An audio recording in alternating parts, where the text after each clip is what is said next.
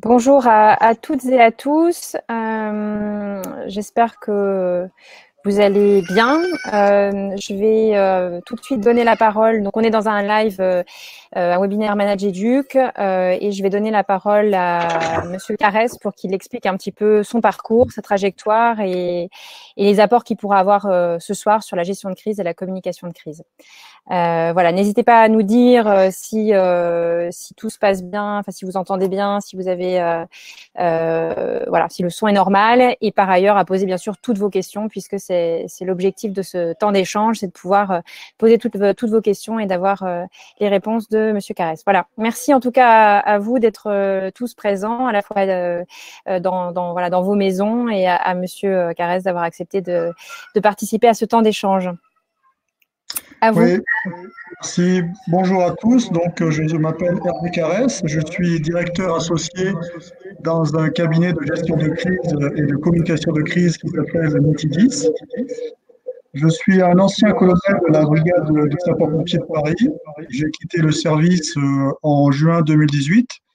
Et notre activité principale au sein du cabinet, c'est d'appuyer les organisations dans l'organisation et l'entraînement de leur gestion, de leur système de gestion de crise, de leur organisation de gestion de crise, en ayant toujours un point de vue, on va dire, pragmatique et puis en essayant de prendre de la hauteur pour éviter d'être dans un processus d'action-réaction, en fait, où souvent on s'épuise. Voilà. Donc peut-être raconter en quelques mots votre parcours, votre trajectoire avant. Ah, ma trajectoire. Ah, d'accord. Je pensais qu'on allait passer tout de suite sur d'autres vif du sujet. Donc, ma trajectoire, bon, moi, j'ai presque 35 ans d'armée derrière moi, puisque les sapeurs-pompiers de Paris appartiennent à l'armée de terre. J'étais dans l'infanterie dans les années 80 comme sergent, et ensuite je suis devenu officier dans les années 90, et j'ai rejoint les sapeurs-pompiers de Paris en 1993.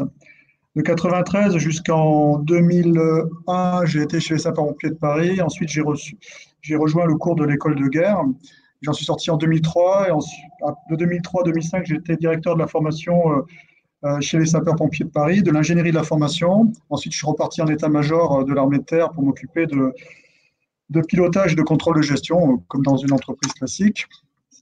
Et là-dessus, j'ai rejoint encore les sapeurs-pompiers de Paris pour commander le centre de formation qui assure la formation professionnelle. C'est pour ça que les problématiques de pédagogie et de formation ne me sont pas étrangères.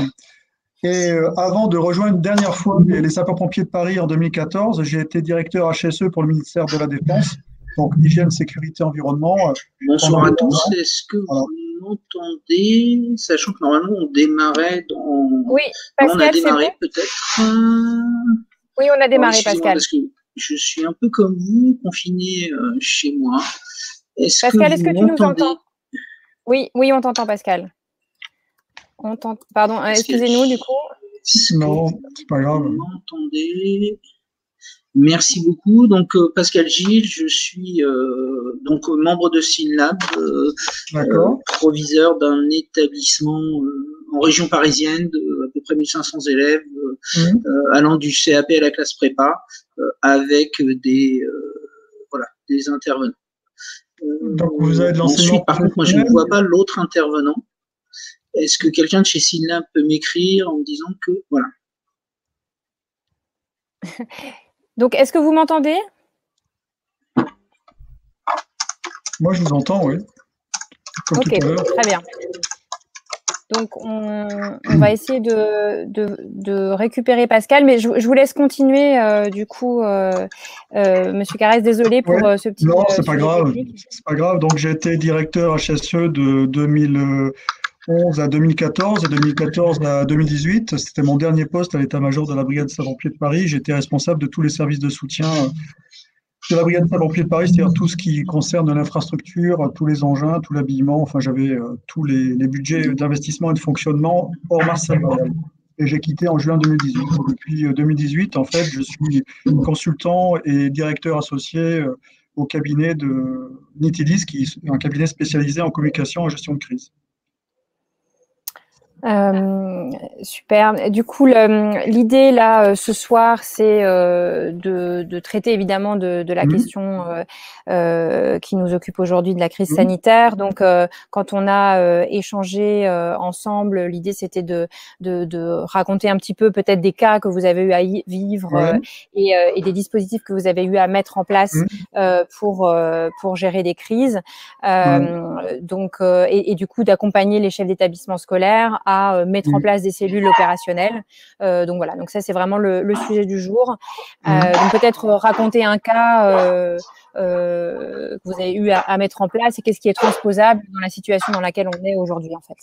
En fait, je pense que je ne vais pas partir d'un cas, je vais partir de principes. Les 4 principes d'une bonne gestion de crise. Pour qu'une bonne gestion de crise se passe bien, il y a 4 principes. C'est la coordination, la communication, l'anticipation et la simplicité dans l'action. Donc je répète, coordination, communication, anticipation et simplicité dans l'action. Ça, ce sont vraiment les 4 principes. Et s'il y en a un ou deux qui ne sont pas vérifiés, en général, ça ne se passe pas très bien. Alors quand je vais les épeler très rapidement, donc la communication, évidemment, c'est une communication vis-à-vis des parties prenantes extérieures et bien sûr en interne, c'est-à-dire les personnes qui travaillent pour l'organisation considérée. Bon, vous, c'est un établissement et vos clients extérieurs, c'est les élèves et les parents d'élèves. Avec une particularité, c'est que vous avez aussi un client et un donneur d'ordre. Deux donneurs d'ordre, c'est le rectorat et l'académie. Ensuite, concernant la coordination, et c'est là où on arrive en fait au cœur du sujet, c'est que vous ayez un système qui soit à la mesure de vos ressources humaines et de vos ressources techniques. Alors, je me doute bien qu'en ce moment, vous devez avoir quelques soucis et quelques tensions sur les ressources humaines, mais il faut que votre système, votre cellule de gestion de crise soit capable d'avoir une certaine permanence et une écoute de l'environnement, et l'environnement notamment de vos clients, c'est-à-dire les parents d'élèves et les élèves. Ensuite, concernant l'anticipation, c'est un petit peu difficile en ce moment, puisque vous avez vu que même le gouvernement a du mal à se projeter, parce qu'on est sur un cas de figure qui est vraiment très, très particulier avec un agent biologique émergent. Vous, c'est anticiper en fait vos problématiques de cœur de métier, et votre cœur de métier, c'est assurer la continuité du service de l'éducation par les moyens distanciels qui ont été mis en place, et également continuer à assurer le fonctionnement de votre établissement. Et ensuite, quand je parle de simplicité, c'est que vous allez avoir tendance à être dans l'action-réaction, ce qui est normal, mais il faut que vous essayiez de vous projeter avec des choses simples, des objectifs opérationnels simples que vous pourriez résumer en un seul verbe à l'infinitif. Quasiment chaque jour, de dire, OK, aujourd'hui, on va faire effort, par exemple, sur l'enseignement distanciel en cherchant à avoir des connexions qui fonctionnent, ou en organisant l'enseignement distanciel de manière la plus fiable possible. Un autre jour, vous pouvez avoir comme objectif d'assurer une priorisation sur certains élèves qui vous sont en difficulté. Alors, je sais que j'ai regardé la directive de votre ministre, M. Blanquet, qui a cet objectif-là, la continuité d'activité de l'enseignement et également la continuité du fonctionnement de vos établissements. Alors, je vois bien la différence en ce moment, puisque comme partout ailleurs, tout à cela, c'est que les connexions VPN sont souvent surchargées, parce que tout le monde avait travaillé sur la continuité d'activité, mais personne n'avait imaginé une crise aussi globale, voire systémique, qui mettrait à mal les réseaux. Donc, je sais que vous avez des problèmes de connexion distancielle, et je sais que ça ne fait pas vraiment partie encore des possibilités qui sont ouvertes par la lettre du ministre Blanquet, mais je pense qu'il ne faut pas s'interdire non plus d'avoir des éléments mobiles. Vous avez du distanciel, des éléments mobiles peut-être à même de se projeter sur certaines situations, on va dire psychologiques ou éducationnelles qui seraient difficiles avec certains élèves ou certains parents d'élèves. Même en extrême limite, une forme d'éléments mobiles qui pourraient se déplacer. Je pense que ça, il ne faut pas s'interdire, parce que là, on attaque un confinement de 15 jours. Les premiers temps, ça va être assez simple pour la plupart des gens, même ceux qui sont dans des conditions, on va dire, des familles qui sont dans des conditions euh, matérielles difficiles, mais très rapidement, vous allez avoir des problèmes qui vont être liés tout simplement à la promiscuité ou même à l'enfermement, hein. Voilà. Je vous écoute, hein, si vous avez des questions, n'hésitez pas, hein. Est-ce que déjà c'est clair ce que je vous ai dit? Sur les quatre principes, il faut vraiment chercher à s'y tenir, hein. Ouais, il y avait une question qui arrive là de Karine Mallet. En ce moment, la principale difficulté est de faire fonctionner la cellule de gestion de crise à Oui, distance. Est-ce que vous avez des pistes d'aide?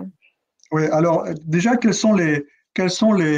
ah oui, à distance. Quelles sont les ressources que vous avez à disposition? Ressources humaines actuellement, au quotidien, vous êtes combien? Alors, dans l'établissement, là, en l'occurrence, je sais pas, Karine, est-ce que tu peux dire combien de personnes, sur combien de personnes tu peux compter? Pour la Et cellule sinon, il de y a une crise. question, Ouais. ouais, sur la cellule de crise. Et il y a des questions qui arrivent là sur est-ce que vous pourriez revenir sur la coordination, le Ouais, mais principe de coordination? pour vous, c'est le Et, cœur du et- sujet, en fait. C'est lié aux ouais. ressources disponibles. Et bon, actuellement, vous êtes en présentiel ou en distanciel dans les établissements? En présentiel, d'accord. 5 personnes, d'accord. 5 personnes au quotidien.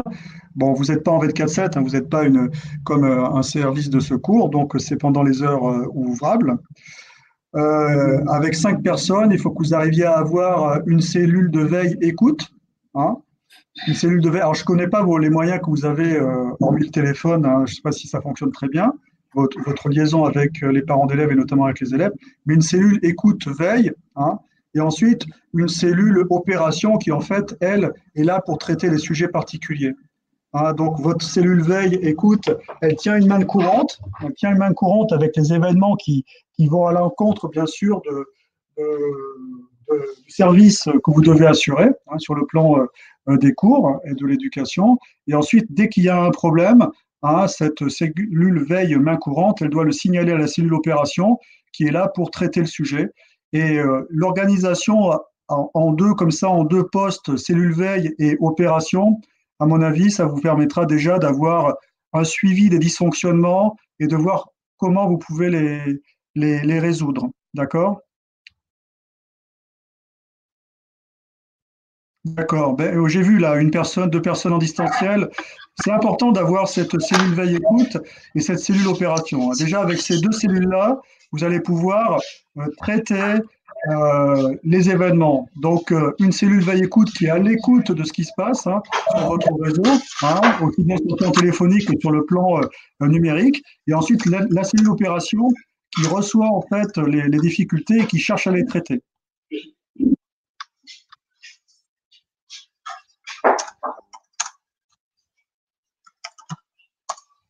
Donc, travaillez sur deux cellules avec vos effectifs, hein. La partie communication, à mon avis, ça sera au chef d'établissement de l'assurer lorsqu'il y aura vraiment des soucis avec quelques familles ou avec le rectorat. Enfin, si vous avez des demandes de ce domaine-là avec le rectorat. Mais travailler avec deux cellules, je le répète, une cellule veille-écoute et une cellule opération qui assurera le règlement des difficultés que vous rencontrez. Oui, alors. Et la fréquence de la réunion de la cellule opérationnelle, demande Catherine Santi. Alors, lorsque vous avez votre cellule de crise, hein, très simple, le principe d'une cellule de crise, c'est qu'elle fonctionne par des points de situation. Hein, ce que je vous conseille, c'est dès que vous arrivez le matin, vous avez votre cellule de veille, votre cellule opération, avec un ou deux personnels dans chaque. Il vaut mieux mettre dans la cellule opération le plus de personnel si vous en avez, si vous en avez la capacité, parce que c'est eux qui vont traiter les problèmes. Ensuite, le chef d'établissement, vous faites déjà le bilan de la journée d'avant et vous faites le point de ce qui a été traité, ce qui reste à traiter, et vous lancez la journée. Dès que vous avez une difficulté qui est vraiment particulière, qui fait que ça peut perturber ce que vous avez prévu comme actions, vous pouvez faire à nouveau un point de situation. Et quand vous faites des points de situation, il faut vous rendre compte à un moment donné quand ça dépasse vos capacités. Ce que je veux dire, c'est que vous n'êtes pas tout seul, vous les chefs d'établissement.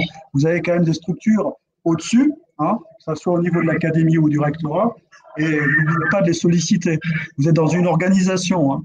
Ne cherchez pas à faire la guerre tout seul. D'accord? Oui, alors l'une des difficultés qu'on ressent actuellement, excusez-moi parce qu'il y a des choses qui ont été dites et je voudrais éviter les répétitions, c'est que on travaille à distance.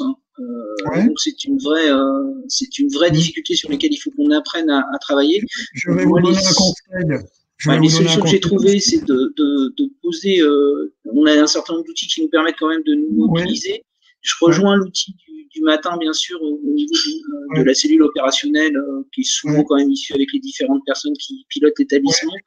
Et l'utilisation, pourquoi pas, d'un drive qui nous permet de recenser les différents points qu'il faudra aborder.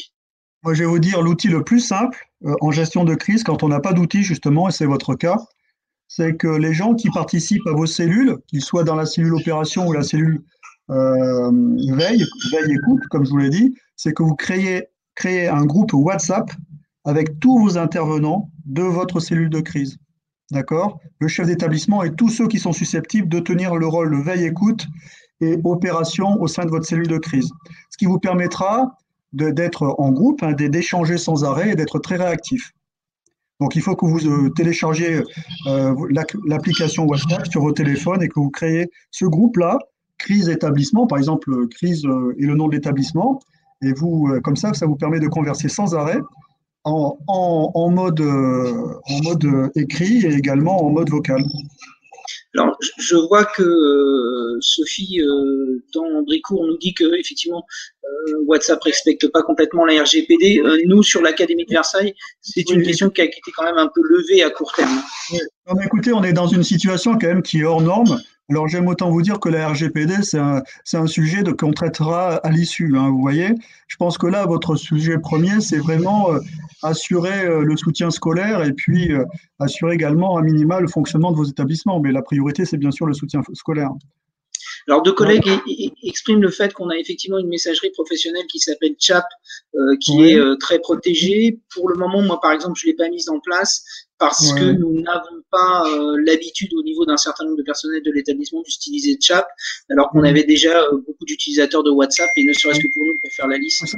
Vous savez, je vous écoute tous, je ne connais pas la fluidité de l'utilisation de votre messagerie, mais le fait est, c'est que l'on peut constater qu'actuellement, les réseaux sont plutôt saturés en général. Et donc, de toute façon, votre messagerie, elle passe forcément par les serveurs de l'Éducation nationale. La dernière fois qu'on a eu à traiter une crise en appui opérationnel avec un grand groupe de services aéroportuaires sur Paris, on a créé un groupe WhatsApp et ça s'est très très bien passé parce que ça permet même de faire des points de situation à distance et tout le monde voit ce que tout le monde écrit, ainsi de suite. Alors, j'avais une question, sachant que nous ne sommes pas nous. Vous avez la capacité de faire des conférences avec votre messagerie, des conférences à distance avec votre messagerie Éducation nationale, la messagerie. À ma connaissance, non. Et en revanche, la limite, moi, que je verrais sur WhatsApp à un moment donné, comme on n'est pas des spécialistes de la gestion de crise, c'est qu'il y a le système de notification qui peut faire donner le sentiment à certains d'avoir en permanence des messages. Et ce sentiment d'être un peu oppressé, je pense qu'il faut le nécessaire d'expliquer un peu. Et c'est pour ça que les temps réguliers, moi, ça me semble tout à fait intéressant en complément de WhatsApp. Je ne sais pas ce que vous en pensez. WhatsApp, c'est un outil qui est très pratique. Et ensuite, bien sûr, il faut normer son utilisation. Il faut éviter que les gens soient embêtés en dehors des heures ouvrées, justement. Parce que sinon, vous allez être confronté à un problème, c'est celui des volontariats, puisque on est quand même dans une situation particulière. Vous avez des obligations également d'hébergement des enfants des personnels médicaux. Et puis, de ce fait-là, vous avez aussi peut-être des personnes qui vont être infectées par le virus ou qui vont avoir des craintes ou qui vont avoir des problèmes familiaux eux-mêmes parce que leurs conjoints ou leurs enfants supportent mal le confinement. Donc, il faut vraiment que vous travaillez avec des outils numériques qui vous permettent de vous connecter à distance et de manière simple. C'est pour ça que WhatsApp, je vous le conseille.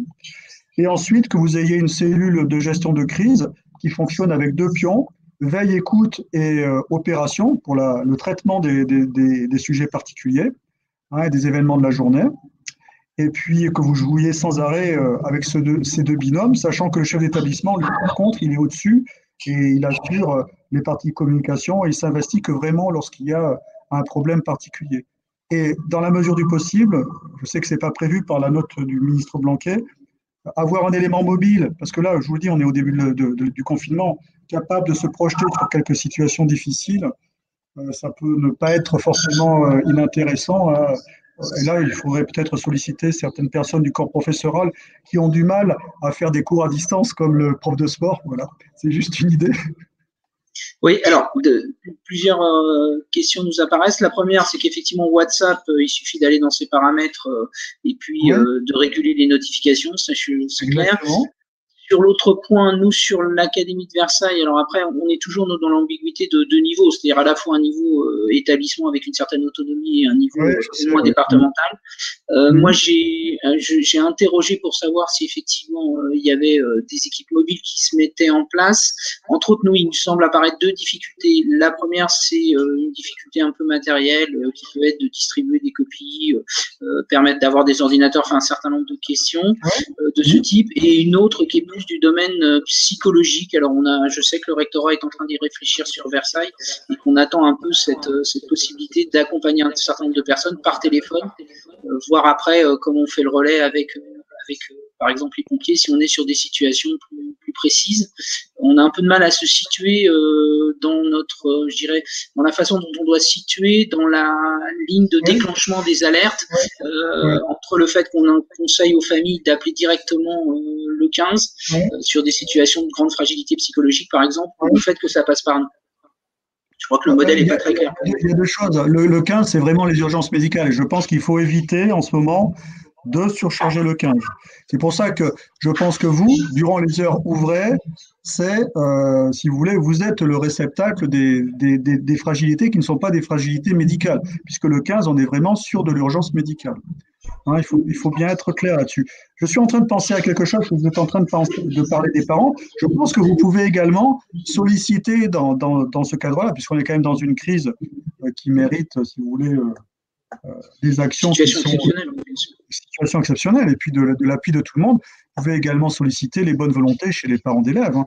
Euh, Pas forcément pour assurer ce soutien mobile dont je parlais, mais peut-être venir vous soutenir de temps en temps. Ils ont le droit, hein, de se déplacer, hein, avec la fameuse autorisation, la fameuse dérogation si vous avez besoin de soutien au sein de votre cellule de crise, je pense il ne faut pas que vous n'hésitiez à faire appel aux bonnes volontés non plus sur ce plan-là. Est-ce que vous pourriez revenir sur cette question de l'unité mobile, puisqu'on a commencé à en parler au tout début Oui, de cet oui, échange. On avait échangé en préparation de ce temps sur oui, cette question de rejoindre les familles les oui, plus en difficulté, les élèves les plus en difficulté. oui. Comment préparer cette mobilité, peut-être avec les psychologues scolaires, avec les laissez-passer. Enfin, voilà, comment on peut organiser ça? Je pense que c'est la question que je pose. Oui, en fait, je pense que cette task force mobile, entre guillemets, elle doit faire appel à des personnes qui sont essentiellement axées sur l'aspect psychologique et qui connaissent bien les élèves en dehors du format de la classe classique. Parce que tout votre corps professoral, de toute façon, il est hypothéqué par les cours et tout cet enseignement, on va dire, didactique. Et vous avez dans votre corps professoral, je pense notamment aux profs de sport qui sont souvent très, très, très bien formés sur tout ce qui est physiologie, management du stress, qui peuvent être un très bon appui. Vous pouvez avoir comme ça d'excellents binômes de projection sur des situations qui sont un petit peu complexes ou difficiles, hein. Alors, ce n'est pas de l'assistanat social, mais ça prouve que vous avez la capacité à vous projeter sur des situations qui méritent de l'être, hein, et avec des gens qui sont connus, en fait, des protagonistes, parce que, en général, par exemple, un prof de sport, il voit tourner toutes les classes, lui, hein, ça c'est clair, hein. Alors, des collègues évoquent aussi la possibilité de s'appuyer sur nos conseillers principaux d'éducation, qui ont eux aussi Oui, une bien sûr, formation de base dans laquelle la psychologie est présente. Et je pense que très même bien. l'idée de duo peut rassurer. Là, je Il pense faut que y aller à deux, hein. la question qui va se poser, c'est aussi, et je pense qu'il ne faut pas qu'on hésite à penser que le volontariat va se manifester. Il faut être prudent sur le volontariat, mais je pense qu'on a Oui. suffisamment d'énergie là actuellement pour au moins commencer à traiter la vague. Oui, donc en fait, ce qu'il faut, c'est, bon, comme je vous l'ai dit, vous êtes sur un début de confinement, les difficultés risquent de se déclencher à partir des 7 jours de confinement. Et puis, il ne faut pas non plus, on va dire, éluder le cas de figure où le confinement pourrait être prolongé au moins une semaine. Je pense que 2 semaines, ça ferait trop, mais au moins une semaine peut-être supplémentaire.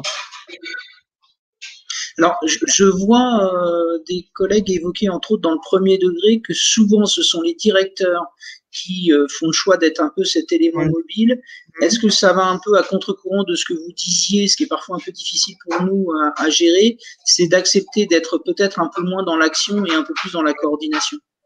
Bon, la différence, c'est que dans le premier degré, souvent le directeur fait partie du corps professoral, hein, si je ne m'abuse. Bien sûr, oui. Oui, voilà. Donc en fait, c'est quelqu'un qui est au contact et qui n'est pas dans la situation où vous êtes vous lorsque vous êtes dans le du second degré. Ça dépend de la ressource humaine qui est à disposition. C'est toujours pareil. Quelle est la taille de l'école? Quelle est la ressource humaine à disposition? Si vous voulez, je ne pense pas qu'il y ait de solution standard, hein.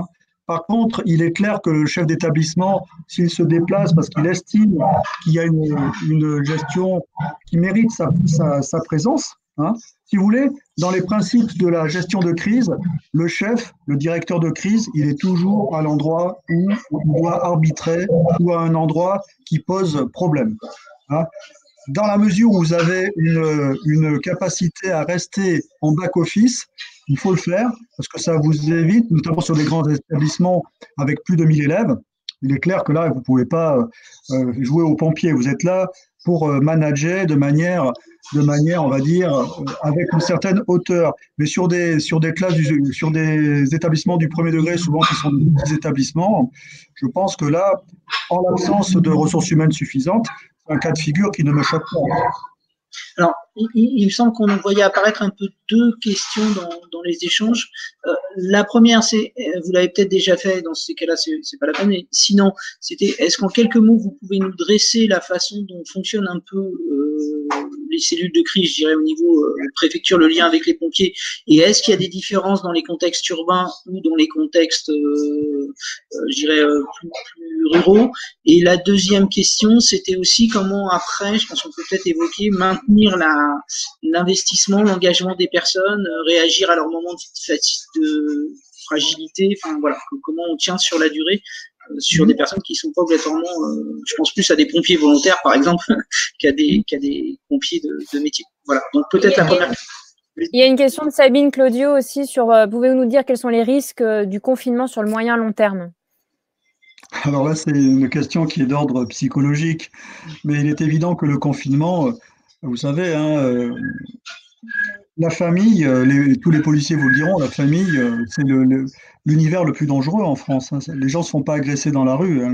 Les problèmes de violence sont plutôt au sein des cercles familiaux que dans la rue. Donc vous imaginez bien que le risque, il est là-dessus. Et c'est pour ça que, comme vous êtes à l'écoute et que vous connaissez bien vos élèves et également leur contexte familial, il est important d'avoir cet élément mobile qui peut être un élément tout à fait pertinent pour déconflicter des situations. Ensuite, concernant l'organisation de crise d'un département ou d'un département, d'une préfecture département, il est clair que vous êtes sur des organisations qui sont hors de propos avec votre ressource humaine. Il faut vraiment que vous travaillez avec deux pions, hein, ce que je vous disais, un pion de veille écoute et un pion opérationnel qui est là pour coordonner les actions. Un petit peu comme les postes de commandement communaux, hein, qui sont des postes de commandement qui sont activés en ce moment, très probablement, hein, en raison de la crise, et qui sont des postes de commandement où il y a très peu de personnes. Et vous avez avant tout ce pion d'écoute et de suivi, d'historisation de la crise avec une main courante, très important, la main courante, hein, et ensuite ce pion opérationnel qui note et qui suit toutes les opérations. Ça veut dire que votre cellule de crise doit être organisée, car il faut que vous trouviez une pièce avec un moyen pour suivre au quotidien ce qui s'est fait, ce qui reste à faire, avec des tableaux qui sont affichés. Oui, alors avec une difficulté, c'est qu'on est tous sur des lieux différents. Oui, je sais. D'où l'intérêt dans ce cas-là, peut-être d'ouvrir un fichier Excel avec une personne qui est qui doit avoir la mission de tenir cette main courante, hein, avec l'heure, l'événement, qu'est-ce qu'il traite et quand c'est traité ou pas. Tout à fait. Il y a des questions sur l'anticipation. Comment on anticipe? L'anticipation, ça dépend de quelle anticipation on parle. Hein. Bon, très honnêtement, là, actuellement, votre grosse difficulté, ce sont les connexions Internet. Donc, il faut que vous soyez sur une démarche d'anticipation, en fait, de rupture de ces connexions et surtout d'arriver à les manager du mieux possible en alternant en organisant, en fait, les connexions. C'est ça votre anticipation actuellement. Alors, il y a une question de Olivier Lecoq qui nous pose un peu la question de ça risque de durer et quel équilibre on trouve entre le fait d'essayer de reproduire au maximum notre quotidien ou le fait de sortir complètement de nos existences. Il faut que vous soyez en fait, dès que vous aurez mis en place votre cellule de crise, avec, comme je vous l'ai dit, votre veille écoute et votre opération, et qu'il faut que vous mettiez derrière un certain nombre de noms. Hein, je ne sais pas quelle est votre ressource de volontaire, derrière ces fonctions-là, et que vous planifiez en fait les gens qui seront à cette cellule. Il ne faut pas que les gens soient tout le temps à cette cellule. Donc c'est comme ça que vous allez vous organiser dans la durée. Et vous le faites au moins sur un mois. Hein. D'accord, merci beaucoup. Alors excusez-nous pour les bruits de fond, mais ça doit plutôt venir que de 3-4 personnes. Hein. C'est normalement ceux qui suivent la classe, enfin l'espace Crocast, vos micros n'interviennent pas. C'est ça, Florence? Oui, moi j'ai coupé. Monsieur Carès, est-ce qu'il y a des bruits derrière vous d'assiettes? Non, ça doit être chez moi. C'est plutôt chez moi. Ok. Désolé. Est-ce que Pascal, on peut couper le micro quand on ne parle pas du coup? Ouais, je vais essayer. Je vais le faire. Je vais me déplacer même. Je vous quitte 2 secondes et je reviens.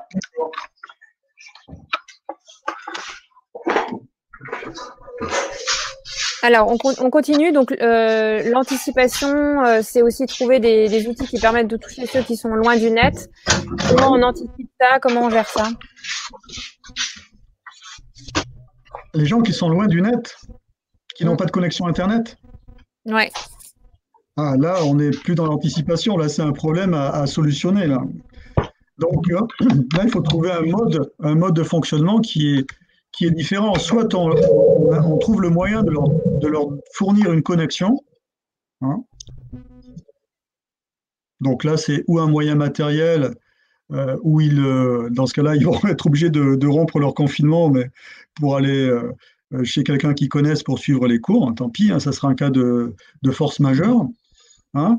Ou alors, dans ce cas-là, il faudrait trouver un mode de fonctionnement alternatif. Ou quoi qu'on en dise, c'est que certaines personnes de vos élèves, certains de vos élèves, soient autorisés à venir de temps en temps, à revenir de temps en temps, en respectant les consignes de sécurité sur le lieu d'enseignement. C'est ce que vous faites de toute façon déjà avec les enfants de personnels médicaux. Donc, à mesure exceptionnelle, à situation exceptionnelle, mesure exceptionnelle. De toute façon, votre mission, c'est d'assurer la continuité. Donc, ce que vous faites d'une certaine manière pour les enfants de personnels médicaux, à titre exceptionnel, vous pouvez le faire pour certains qui n'ont pas justement accès à Internet. Alors, tout ça, ce sont des pistes, hein, évidemment. Pour moi, c'est facile de les donner. Hein. Je vous propose des pistes de solutions parce que je sais très bien que là, vous allez être ensuite sur une négociation avec l'académie et l'académie surtout sur ces pistes-là. Mais il est clair qu'il faut trouver des solutions. Vous ne pouvez pas avoir des élèves qui sont en blackout total. Alors, a priori, au moins sur l'Académie de Versailles, se profile la possibilité qu'on organise la distribution de cours sous format par pied. J'entendais aussi aujourd'hui un certain nombre de collègues qui ont même ouvert une pièce pour qu'un parent vienne pour imprimer.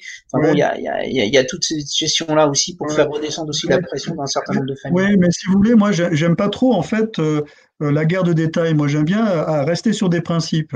Et je trouve que ce qui a été offert aux enfants de personnels médicaux, c'est un principe qui fonctionne, hein, qui a, sous certaines conditions, bien sûr.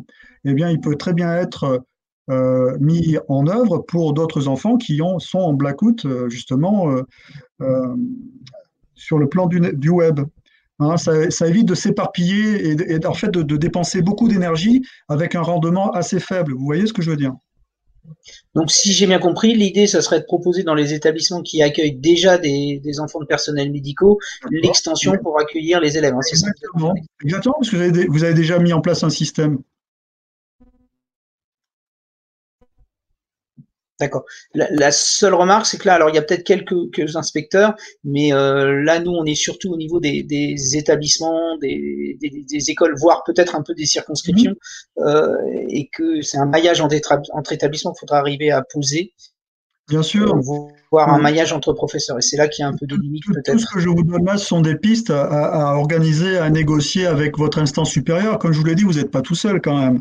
Et le but, c'est que ça fonctionne et que ça fonctionne bien dans la durée. Donc, il ne faut pas faire trop d'épicerie parce que vos professeurs, c'est sympa, bien sûr, hein, ce qu'ils veulent faire. Mais c'est entre l'énergie qu'ils vont déployer et puis le rendement que ça va avoir, il va être très faible. Donc, il vaut mieux organiser à la limite même des classes spéciales pour les gens qui sont en blackout, hein, ce que j'appelle en blackout Internet. Hein. Si vous avez, parce qu'il y a peut-être des établissements où ils n'accueillent pas d'enfants de personnels médicaux. Je ne sais pas où vous en êtes dans les établissements. Mais en tous les cas, il est clair que ce qui a été mis en place pour les personnels médicaux, c'est tout à fait une solution envisageable pour les enfants qui sont en blackout Internet.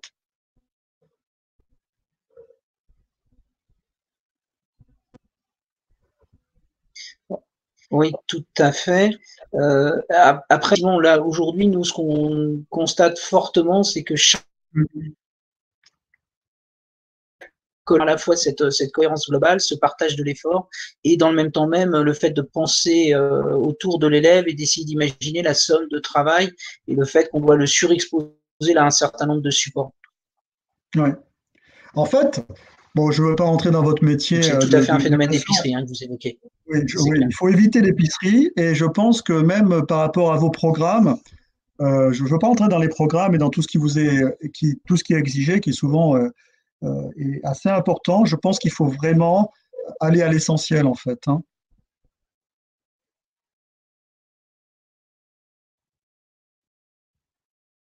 En fait, inspecteur et qui dit je vous propose de faire la remontée. Merci. De comment? On a, je pense, un inspecteur avec nous qui nous propose de faire une remontée.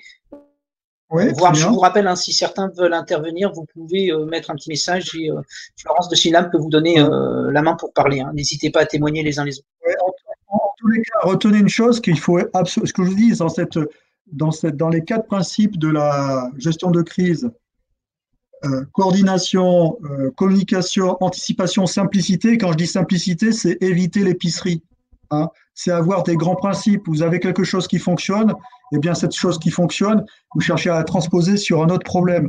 Vous arrivez à fonctionner avec les enfants de personnels médicaux, et bien quand vous avez des enfants qui sont en blackout, vous cherchez à mettre en place un système équivalent. Ça vous évitera de faire de l'épicerie et d'épuiser votre corps professoral. Hein, et puis d'avoir quelque chose qui, si vous voulez, est quelque chose de schématique à faire fonctionner.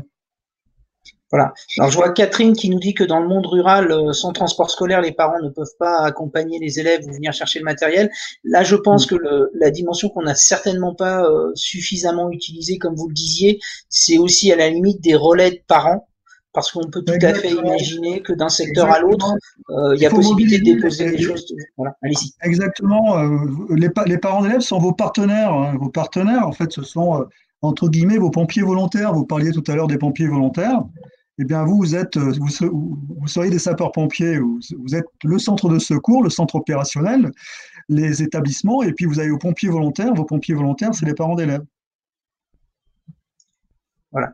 La difficulté, là encore, c'est qu'effectivement, on n'ose peut-être pas aller suffisamment sur des outils du type WhatsApp avec les parents d'élèves. Est-ce que vous avez une idée de la saturation possible d'un WhatsApp avec des parents d'élèves? Parce que nos outils habituels de communication ne fonctionnent pas là actuellement. Non, mais de toute façon, WhatsApp, c'est quand même un système qui est assez solide pour la simple et bonne raison que les terroristes l'ont souvent utilisé d'ailleurs. Donc, c'est un système qui est assez solide et assez fiable. Et je pense que vous pouvez y aller. Bon, évidemment, il ne faut pas mettre 100 personnes sur WhatsApp, ce n'est pas l'intérêt, hein, mais il faut que vous ayez votre groupe de parents d'élèves. Vous faites un groupe WhatsApp, votre cellule de crise. Karine, Oui. Karine nous disait qu'on peut aussi peut-être s'appuyer sur les communes, entre autres en milieu rural. Est-ce que ça vous semble une bonne idée avec l'expérience? Alors, comme je vous ai dit, les communes qui ont des risques majeurs.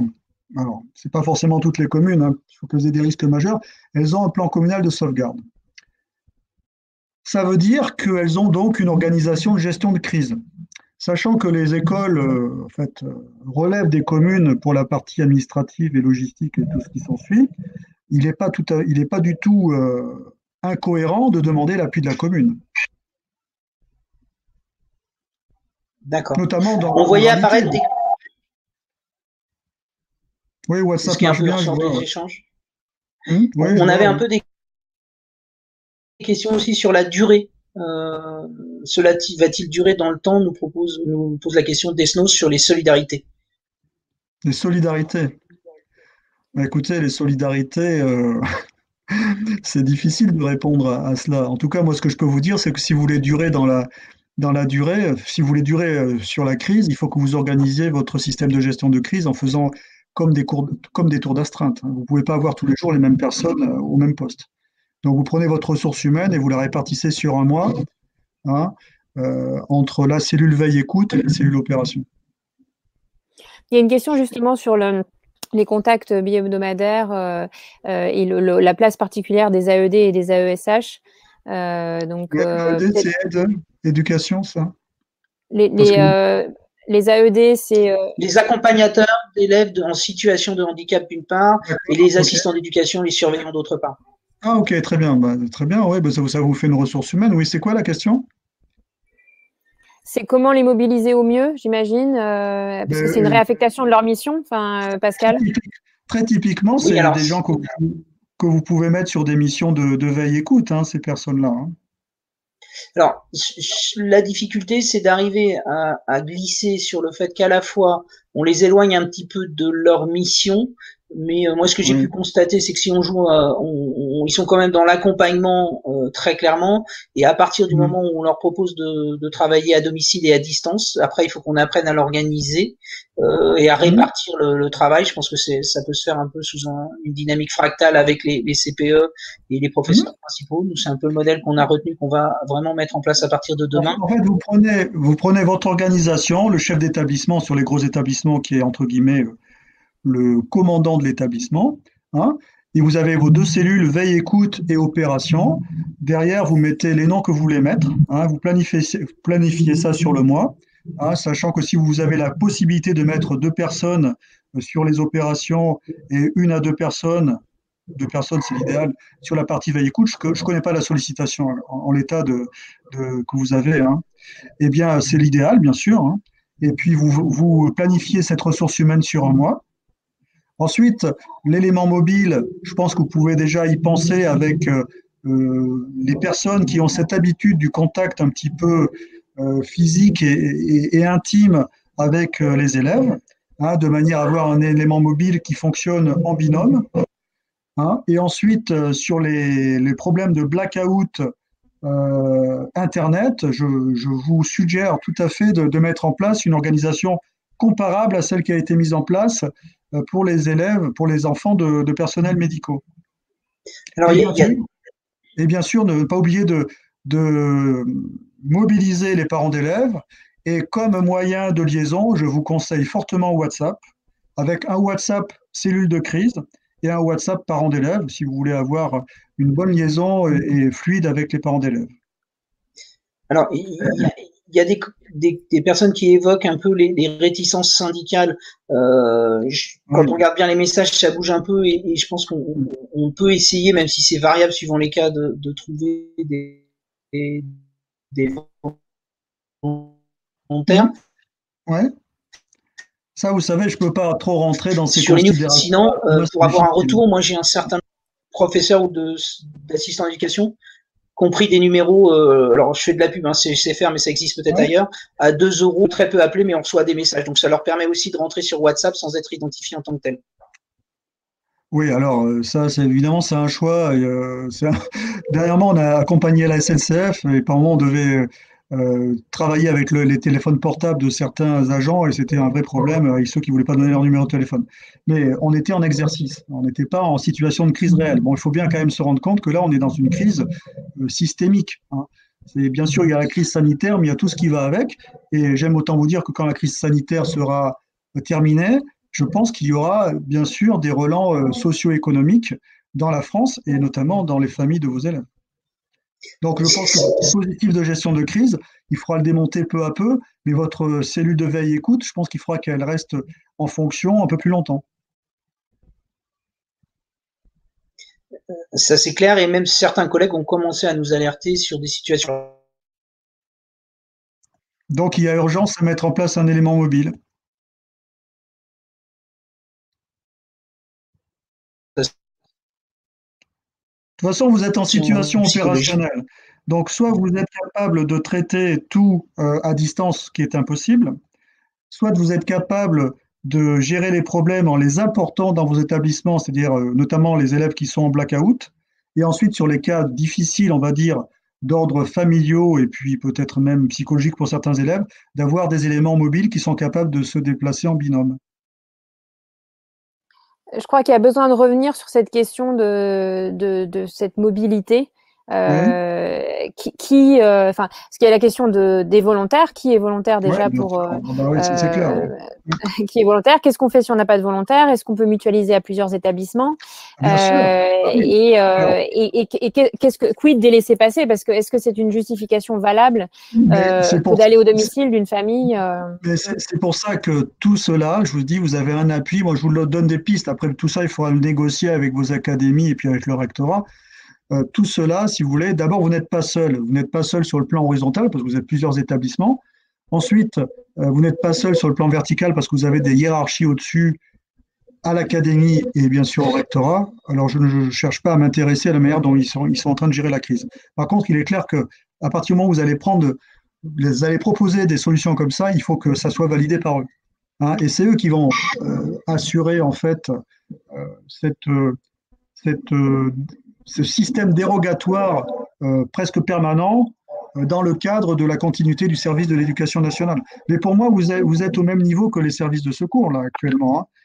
Il n'y a aucune raison que vous n'ayez pas la capacité à vous projeter pour assurer ce service crucial qui est celui de l'éducation nationale. Vous voyez? Tout à fait. Alors, certains collègues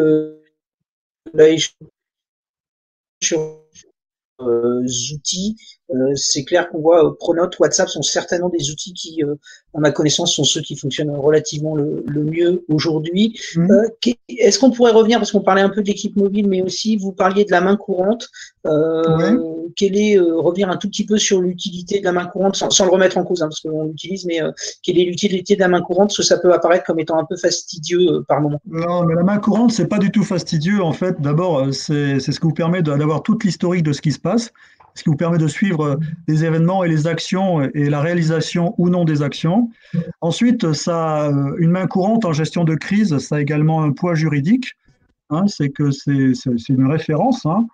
Je l'ai jamais dit, mais lorsque post-crise, il y a des problèmes sur le plan juridique, eh bien, souvent les juges s'intéressent à ces mains courantes-là. Et je pense que c'est un principe de base, la main courante, qu'il faut absolument mettre en place au niveau de la cellule veille-écoute.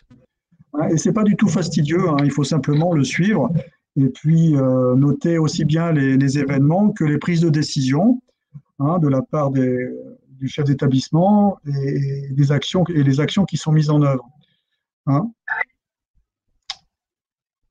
Est-ce qu'on peut l'utiliser un peu comme étant un suivi de décision aussi, c'est-à-dire la possibilité de faire apparaître avec une colonne Excel qui nous dit c'est fait, c'est pas fait?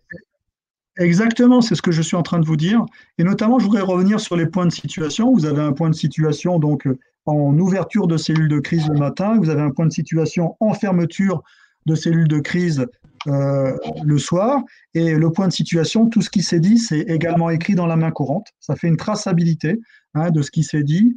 Très rapidement, on ne va pas faire du Victor Hugo, mais l'essentiel y est. Et ça fait une traçabilité, notamment pour ceux qui vont prendre le lendemain. Ils verront tout ce qu'il y a, tout ce qui a été tracé, tout ce qui reste à faire. De toute façon, le lendemain, il y aura également un point de situation.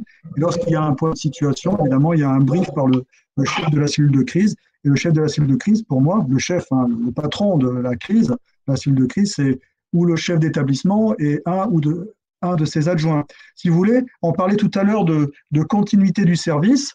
Hein. Il est évident que la fatigue peut exister chez les membres de la cellule opération et de la cellule veille-écoute, mais il faut également penser au chef d'établissement qui ne doit pas non plus s'épuiser. Tout à fait. Alors, je vois aussi, il y en a qui évoquent comment favoriser les tuilages entre les membres des différentes cellules. Eh bien, c'est le point de situation.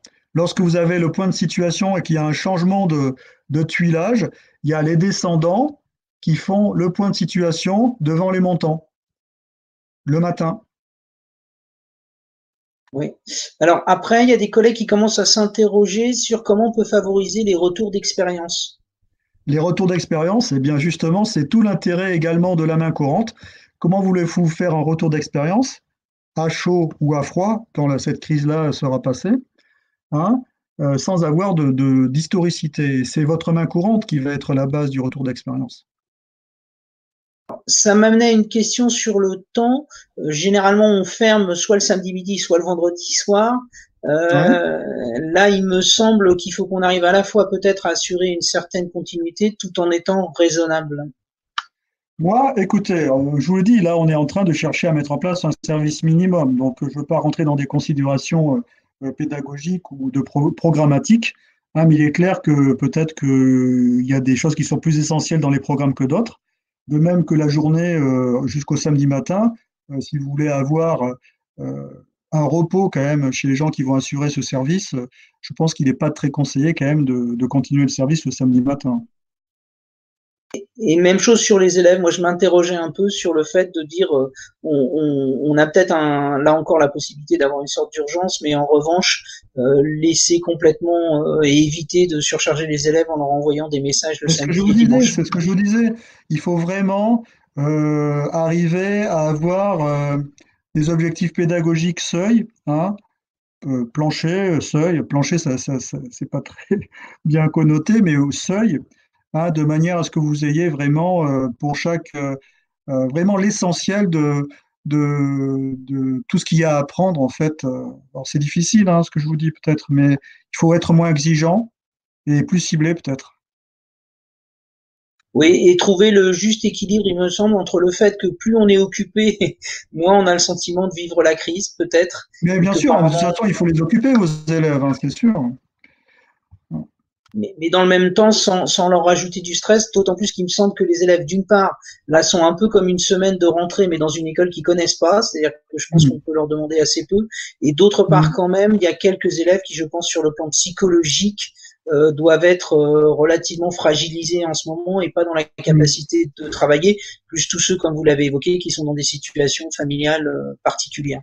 Bon, c'est intéressant ce que vous dites. Je pense que vos élèves, là, il est important que dans la cellule de crise, il y ait tous ces noms-là qui soient affichés, que ce soit vos points d'orgue, vos points de focalisation, vous voyez, hein, qu'ils soient vraiment identifiés avec des priorisations, avec les types de difficultés qu'ils ont, soit scolaires, soit familiales, de manière à avoir une forme de gradation sur les élèves en difficulté qui cumulent à la fois du socio-économique et puis du familial et puis peut-être de l'éducationnel.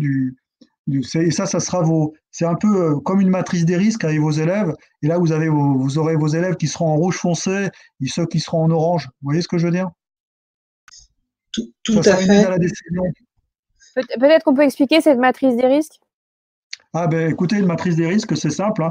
Vous prenez vos cibles, enfin les choses à protéger, c'est typiquement vos élèves, et vous, en fonction des situations, bon, très rapidement, vous allez avoir un risque éducatif, ce que j'appelle le risque éducatif, c'est l'élève qui est en difficulté scolaire.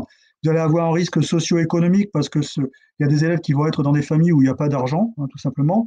Et ensuite, vous allez avoir des élèves qui ont un problème, on va dire, d'environnement familial ou de la violence, ou alors un environnement familial qui est dégradé parce qu'il y a un seul des parents. Et je pense que ces critères-là, de manière juste, hein, pas calculée, mais juste, vous allez chercher à les graduer d'un facteur de 5, par exemple, ou 4 à 0, hein, et vous faites ça très rapidement, et vous allez voir que très rapidement, vous allez avoir des élèves qui vont cumuler les 4 facteurs et d'autres qui cumuleront que 2, 1 ou 3 facteurs. Et vos élèves qui seront dans le rouge, ceux qui cumuleront les 4 facteurs, ce sera vraiment vos points de focalisation. Ça fera vraiment une aide à la décision pour vous. Ouais, merci beaucoup de l'idée. Je pense que c'est relativement facile à mettre en œuvre. L'une des questions là que je vois venir, c'est effectivement la surcharge des élèves. J'avais cru comprendre moi que pour les élèves qui étaient en stade 1, 2, 3, c'est-à-dire pas obligatoirement ceux qui étaient dans la situation la plus critique, il fallait leur laisser le sentiment, comme toute personne qui se retrouve un peu à gérer dans une crise, d'avoir un peu de liberté et de ne pas se considérer comme étant complètement un objet qui a plus de phase de décision sur son avenir quelque part et sur son quotidien. Qu'est-ce que vous en pensez? Oui, je viens de voir une question là sur les violences familiales. C'est tout à fait dans ce que je vous dis là, cette matrice de criticité de vos élèves. Hein. Quand je parle des problèmes familiaux, hein, ces critères-là, je veux pas vous les imposer. C'est juste des idées qui me viennent à l'esprit en qualité de manager des risques, mais ça vous permet tout à fait de critériser vos élèves et d'être une vraie aide à la décision parce que vous avez un élève qui peut cumuler tous les problèmes, hein, et qui sera votre point de focalisation. Et ça peut être même un élève qui a peut-être intérêt à amener de temps en temps dans cette fameuse classe in situ qui serait intéressant d'ouvrir pour les élèves qui sont en blackout Internet, mais peut-être aussi pour les élèves qui sont dans des situations très conflictuelles à la maison. En particulier enfin voilà, quand on va s'installer dans la durée, là c'est très clair. J'ai l'impression qu'on est en train de vivre ce moment-là, c'est-à-dire on a été sur le... Et que là, il faut qu'on soit effectivement dans l'installation un peu plus sur la durée. Tout à fait, ouais. Sur la liberté, laisser vraiment à chacun et que chacun puisse se sentir quand même un peu avec son autonomie. Moi, ça me paraît quelque chose sur lequel il faut quand même. Moi, je ne veux pas entrer dans vos considérations pédagogiques, mais bon, vous avez vos élèves qui sont en fait enfermés globalement, hein, sauf ceux qui ont la chance d'être en pavillon, hein, ou en maison. Mais donc, je pense qu'il faut, je pense que ça va peut-être vous choquer ce que je vais vous dire, hein, mais 1 à 2 heures de travail le matin et puis 1 à 2 heures de travail l'après-midi, c'est suffisant. Hein.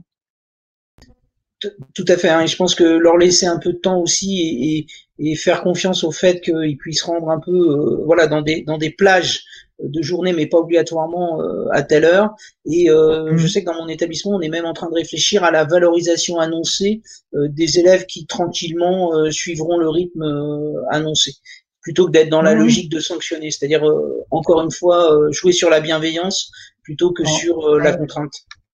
Vous savez, en ce moment, c'est la grande formule à la mode de faire le citoyen l'acteur de sa propre sécurité. En fait, il faudrait tout simplement arriver que vos élèves les plus autonomes, vous les connaissez de toute façon, hein, ils arrivent en fait à le faire par eux-mêmes. Hein.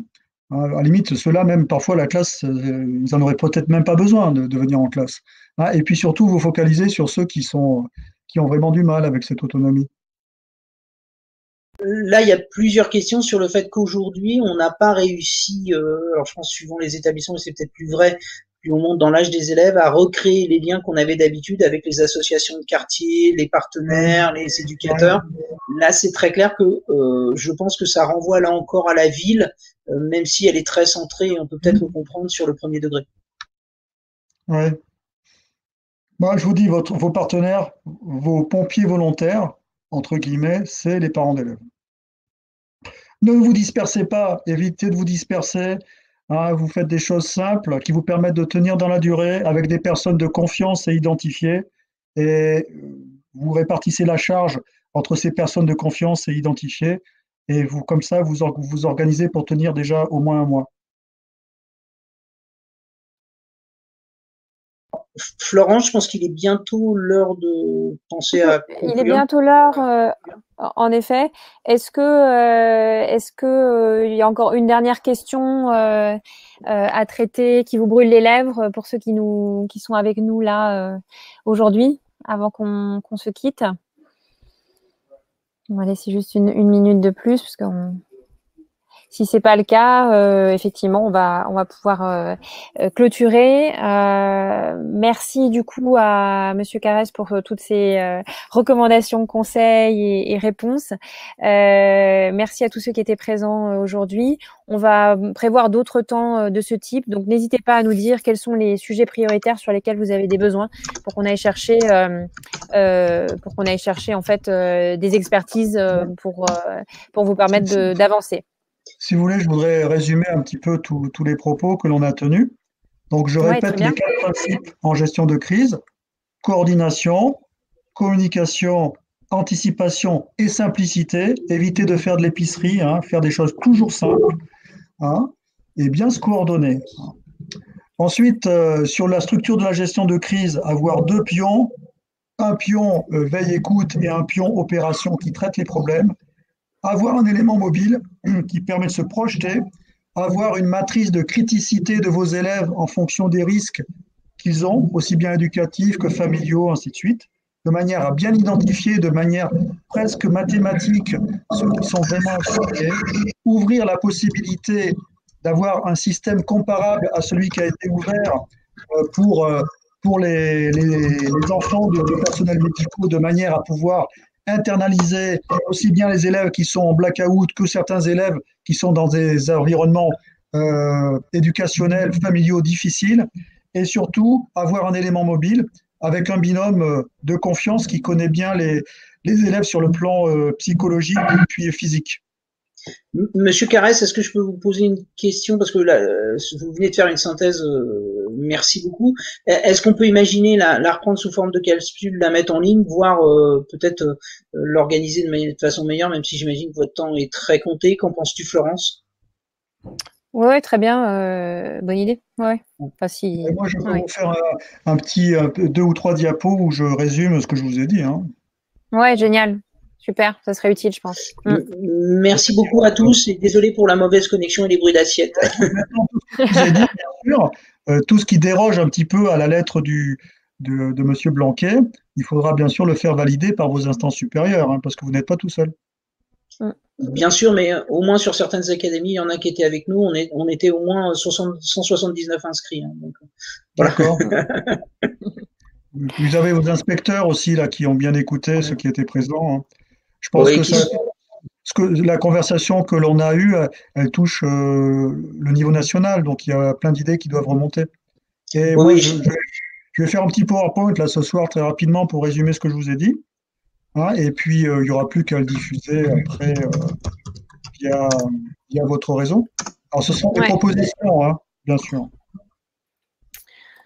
Super, merci infiniment. Je pense que c'était extrêmement utile. Un grand merci et à bientôt à tous alors. Très bien.